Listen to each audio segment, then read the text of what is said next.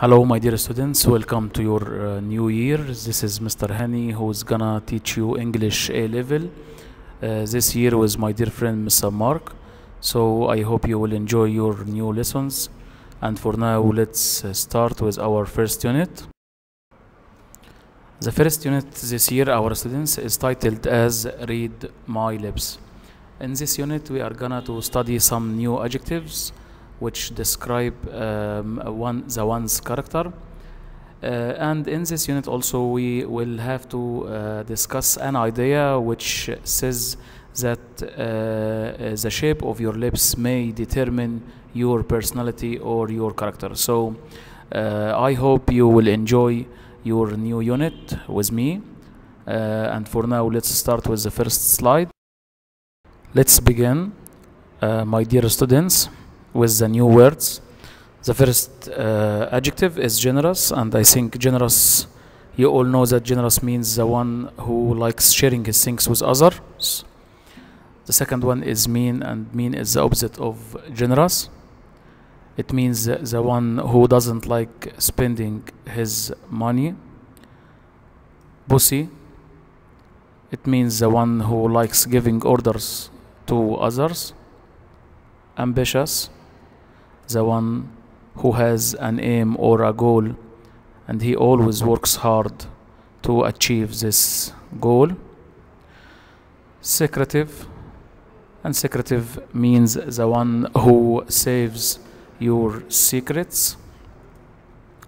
Intelligent, a smart one or a smart boy.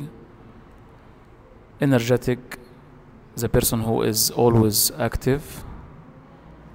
Stubborn means the person who doesn't accept to change his opinion. The last one is responsible. Responsible means the one who you can rely on him, or the one who can shoulder any responsibility that you put upon him. Okay, this is for the first slide. Let's move to another one. Here are also some new vocab or some new words. First one is leggings, which means tight trousers. Number two is a tracksuit, the dress which we wear while we are playing or when we are at the club. High-heeled shoes, denim jacket, and the last one is also, and it is equal as well, as you all know. Let's start to another slide. In this slide we will have some new words also. The first one is quick-tempered, and quick-tempered here means the one who doesn't have enough time to do something. The second one is share things. The third is decisive, and it means the one who can take his decisions easily. The fourth one is immature, and it is the opposite of mature, which means he is old enough to do something. The last one is determined, and this here means that he or she has an aim and he always works hard to do this aim or this goal. Let's move to another slide. Here we have the new vocab. The first one is horoscope. The second one is unreliable. This means the person who you can't rely on him to do something. Third one is disorganized or unarranged person. The fourth one is forgetful, the person who always forgets things. The last one, sorry, is the adjective hooked, like when we say he or she has a hooked nose. And I think all of you know that if we are speaking about the shape of your nose, we can say that someone has a hooked nose and the other one has an upturned nose. Okay, let's move to another. Here are some new words. The first one is bushy. Like when we say that someone has bushy eyebrows. Second one is formal. Like when I say that today I'm wearing a formal dress. Height, and is the noun from the adjective high. Loyal, it means that the friend or the one who you trust him will, and it's the opposite of disloyal. Shy, and shy here means the person who is a little bit frightened from the others.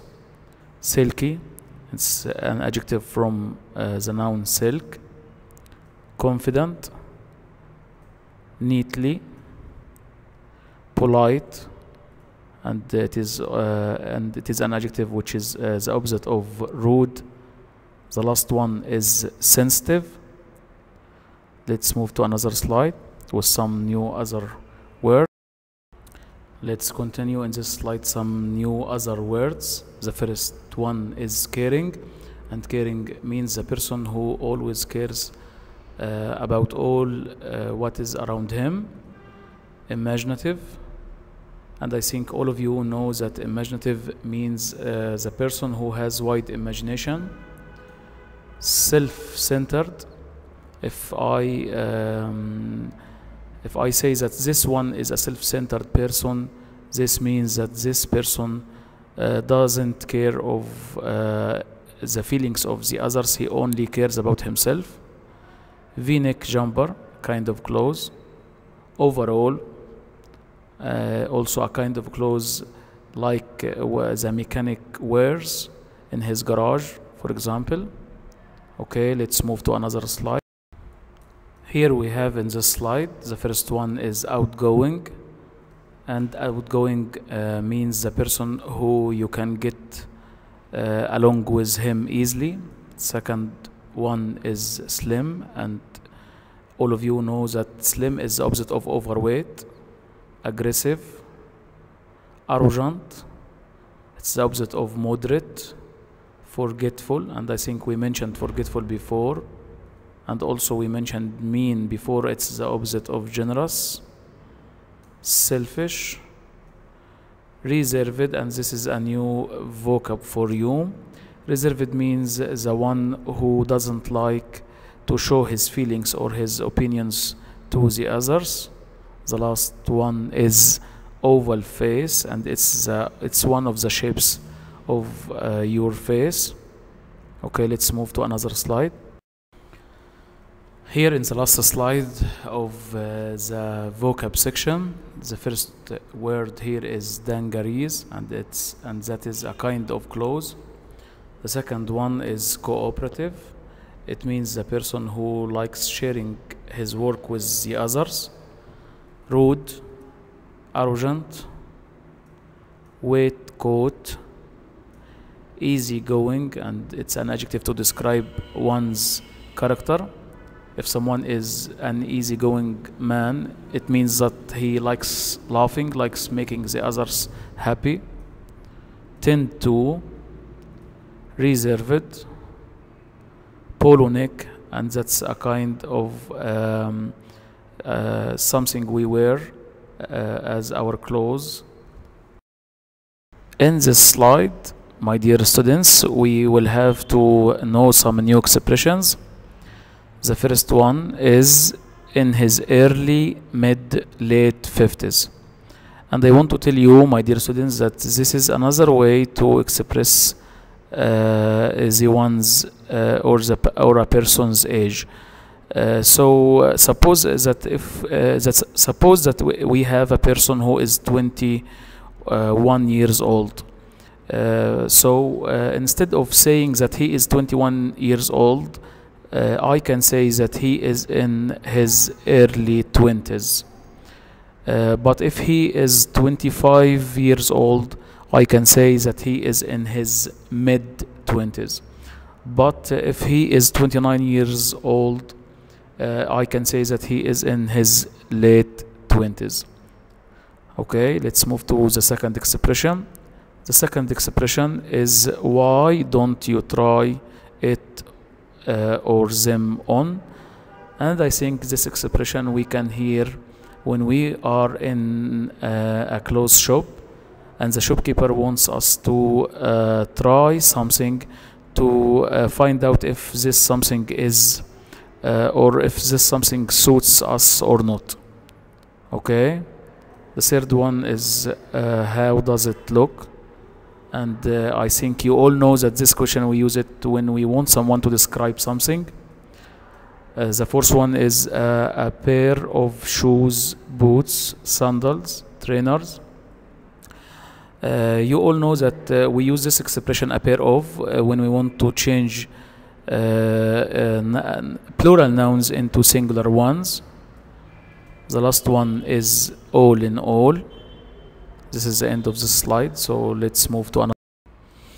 In this slide, my dear students, after we studied the new expressions or some new expressions which come in your unit, here we have to study some adjectives and their opposites. The first one is mature, and its opposite is immature. Honest, and the opposite is dishonest. Responsible, and the opposite is irresponsible. Slim, plump, rude, polite, cooperative, self-centered, helpful, unhelpful, decisive, indecisive, logical, illogical, fat, thin, mean, generous, shy, outgoing, energetic, and its opposite is lazy. I'd like to know, or I'd like you to know, that some adjectives, in order to give the opposite meaning of it, we can add some prefixes at the beginning of the adjective to give the opposite meaning. Like mature, we add im to get the opposite, so it will be immature. Honest, we add this at the end of it to get the opposite. And also I want to remind you that if the adjective begins with r, l, m, and we want to add prefixes to get the opposite, so we add I plus the first letter in the adjective.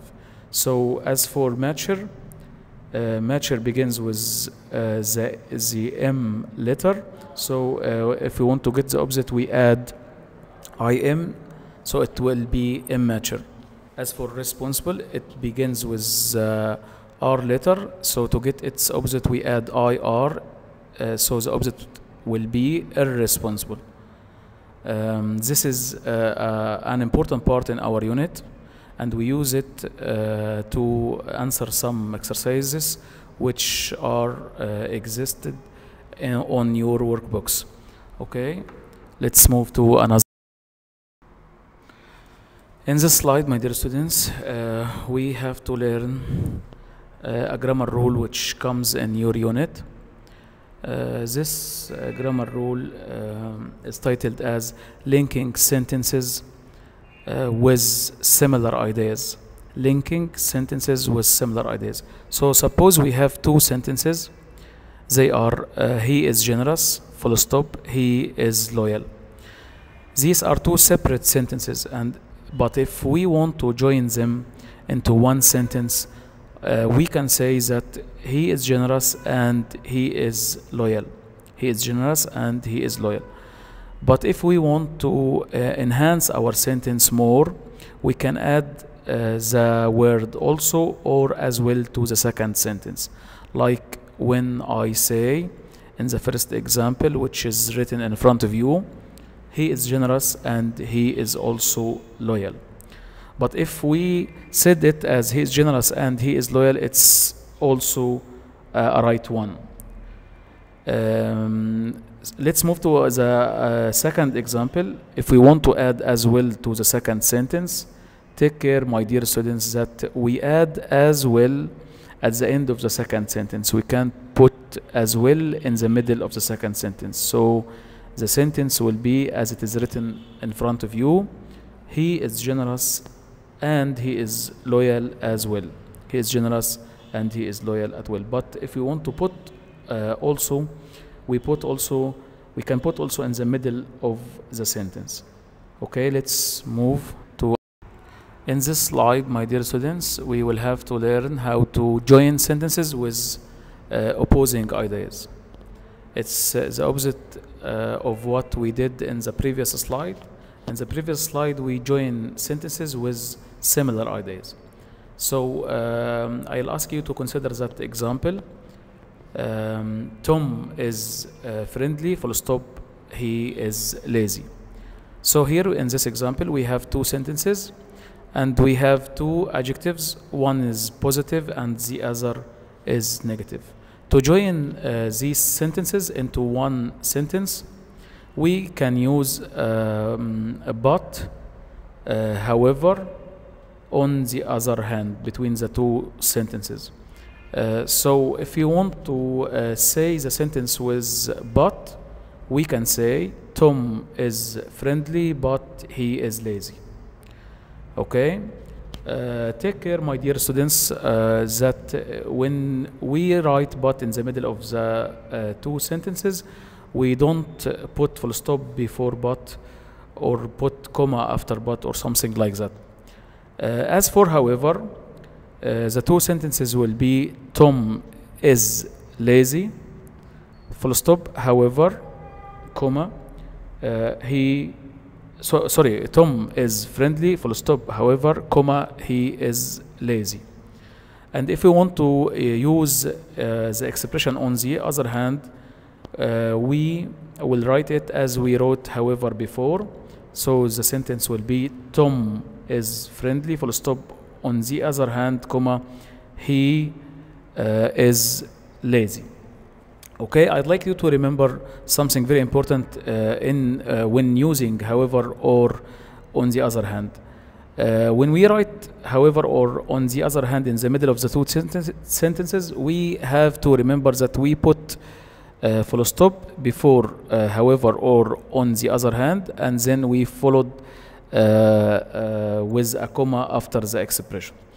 Okay, let me remind you with another important something here, that when we say the sentence as Tom is friendly, however he is lazy, I can say Tom is friendly, however he tends to be lazy or can be lazy at times.